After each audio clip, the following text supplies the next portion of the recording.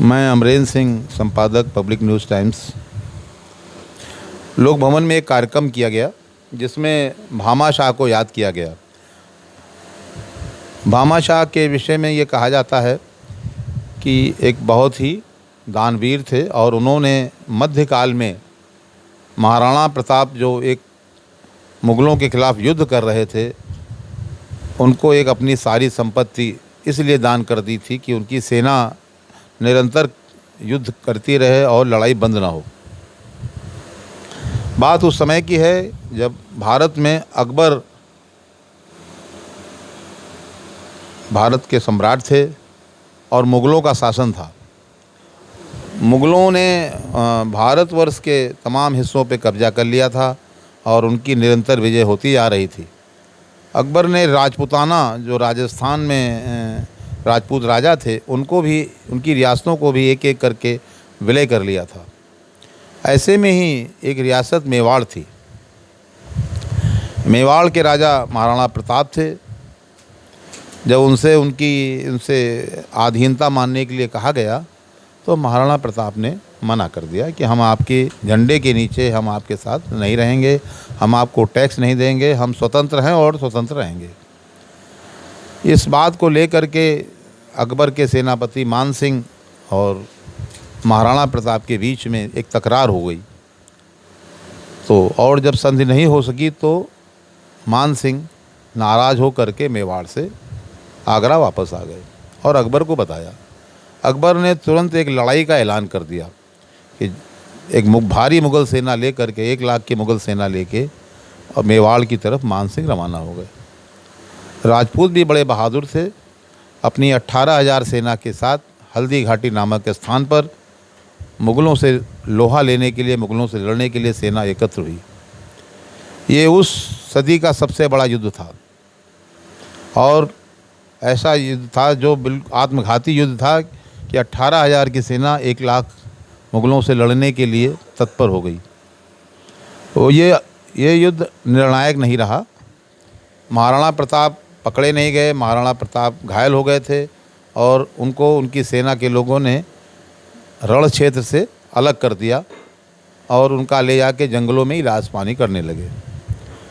लड़ाई में सारे राजपूत सैनिक मारे गए और मुग़लों ने आसपास के इलाके पे आतंक फैला के कब्ज़ा कर लिया।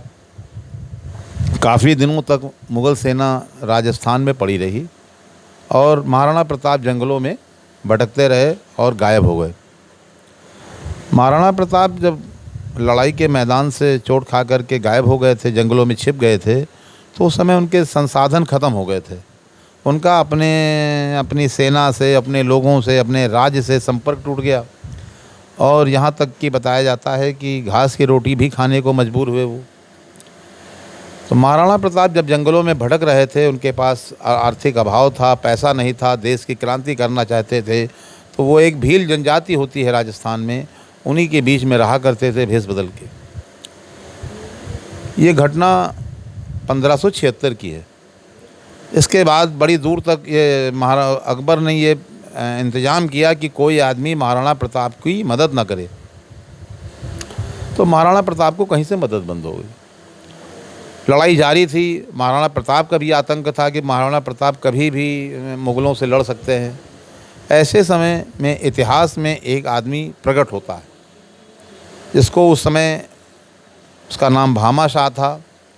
वो महाराणा प्रताप के बचपन के मित्र थे, सेनापति थे, राजनीतिक सलाहकार भी थे और कैशियर भी थे, खजांची भी थे। महाराणा प्रताप का जो कोष लड़ाई के मैदानों में, लड़ाई में जो किले उले जीते जाते थे, उनका सारा कोष ला करके महाराणा प्रताप उन्हीं के माध्यम से खजाने में रखवाया जाता था, उनको जिसकी जानकारी हुआ करती थी। तो जब हल्दी घाटी के लड़ाई में महाराणा प्रताप घायल होकर गायब हो गए तो उनका भामा शाह से संपर्क ही टूट गया। किसी तरीके से जब भामा शाह को पता चला कि महाराणा प्रताप की उसने जब खोज कर ली तो महाराणा प्रताप के पास वो पहुंच गया। कहा, महाराणा आप बेकार परेशान हो, हमारे पास इतनी दौलत है कि हम आपको इतना धन देंगे कि आप 12 वर्षों तक 25,000 लोगों की सेना लेकर के निरंतर 12 वर्ष तक आप लड़िए तब भी ये धन खत्म नहीं होगा। तो महाराणा को तो बड़ा आश्चर्य हुआ कि ये पैसा आपको कहाँ मिला, किसने दिया, कैसे मिला आपको। तो उसने कहा महाराज ये सब पैसा आप ही का पैसा है जिसको हमने संचय करके रखा हुआ है और अब ये आपके काम आएगा। उस ज़माने में उन्होंने 2.5 लाख चांदी के सिक्के और 25,000 स्वर्ण मुद्राएँ उनको दी, जिससे 12 साल तक 25,000 से की सेना का जो है वो लड़ सकती थी। महाराणा प्रताप को जब ये पैसा, ये संसाधन भामा शाह के द्वारा प्राप्त हो गए तो महाराणा प्रताप ने शीघ्र ही लोकल भील जनजाति के लोगों को संगठित किया और एक सेना तैयार की। सेना तैयार होते ही महाराणा प्रताप ने फिर लड़ाइयाँ शुरू कर दी और तमाम किले जो मुग़लों ने उनके छीन लिए थे उसको उन्होंने बड़ी तेज़ी से फिर अपने कब्जे में कर लिए। तो जब भामा शाह की ये मदद महाराणा प्रताप को मिली तो इसकी तो जानकारी नहीं हो पाई अकबर को कि महाराणा प्रताप के पास पैसा कहाँ पहुँचा, क्योंकि सारी रियासतें, सारे लोगों पर तो उसने नाकाबंदी कर रखी थी कि कहीं से कोई पैसा न पहुँचने पावे। और महाराणा प्रताप को पैसा पहुँच गया, सेना तैयार हो गई और महाराणा प्रताप फिर मजबूत हो गए। तो उस युग में अगर भामा शाह ने महाराणा प्रताप की मदद ना की होती तो शायद ये कार्य संभव ना हो पाता। तो महाराणा प्रताप ने जब अपनी स्थिति मजबूत कर ली और वो फिर अपने पावर में आ गए, जब उनका राज्य स्थापित हो गया तो उन्होंने उस क्षेत्र में भामा शाह जो है भगवान के स्वरूप माने जाने लगे। पूरे देश में, पूरे समाज में और आज तक लोग उनकी दानवीरता के उदाहरण देते हैं। दान देने की परंपरा हमारे यहाँ भारतवर्ष में सनातन काल से भी रही है, पौराणिक काल से भी रही है। उसके बाद भी तमाम राजा ऐसे हुए जो दान दिया करते थे। हमारे यहाँ मध्यकाल में एक राजा हर्ष हुआ जो कन्नौज का राजा था। वो प्रयाग का जब कुंभ का मेला लगता था तो उसमें अपने राज्य की सारी संपत्ति को दान कर दिया करता था और स्वयं उसमें अपनी बहन से एक वस्त्र मांगता था और वस्त्र मांग करके एक धोती पहन करके नंगे बदन वहाँ से पैदल चल करके अपनी राजधानी आता था। वो हर कुंभ में ऐसा करता था। इसका विवरण चाइनीज़ यात्री फाहियान ने भी लिखा है। इसके बाद हमारे यहाँ और भी कर्ण की दानशीलता और भी राजा हरिश्चंद्र की दानशीलता, तमाम कहानियाँ लोकप्रिय हैं। लेकिन मध्यकाल में 1576 के बाद, हल्दी घाटी के युद्ध के बाद, जो भामा शाह ने कार्य किया कि अपनी सारी संपत्ति महाराणा को दे दी कि महाराणा तुम सेना तैयार करो और युद्ध जारी रखो, डरने की आवश्यकता नहीं है, वो एक बहुत बड़ा उदाहरण है। तो इस कार्य को आज भी बड़ा सराहनीय माना जाता है। ये हमारे वर्तमान सरकार में भामा शाह की जो ये कहानी है आज भी बड़ी लोकप्रिय है।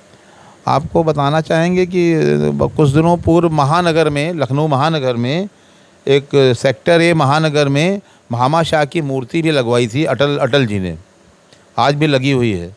उसमें भारतीय जनता पार्टी ने एक प्रयास किया था कि लखनऊ में एक भामा शाह की मूर्ति लगे, तो मूर्ति लगी हुई है। अभी कल योगी आदित्यनाथ जी ने एक कार्यक्रम किया जिसमें उन्होंने भामा शाह की जयंती मनाई गई और उसमें तमाम व्यापारी समाज के लोग इकट्ठा हुए। भामा शाह जैन जाति के थे और इनके पिताजी रणथंभौर के राजा के किलेदार थे। इनका जन्म बाद में वो मेवाड़ चले आए और महाराणा प्रताप के साथ इनका बचपन बीता था। ये उनके बहुत परम प्रिय मित्र थे। जब महाराणा प्रताप ने सेना बनाई तो उनके साथ सलाहकार भी थे और सेनापति भी थे और ट्रेजरी का काम देखा करते थे।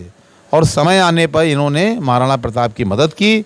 इसलिए ये उनका जो दान है ये समाज के लिए बहुत अनुकरणीय है और एक अनूठा उदाहरण पेश करता है। इसलिए महाराणा प्रताप बहुत ही अच्छे और नेक आदमी थे जिन्होंने अपने दान को सार्थक कर दिखाया।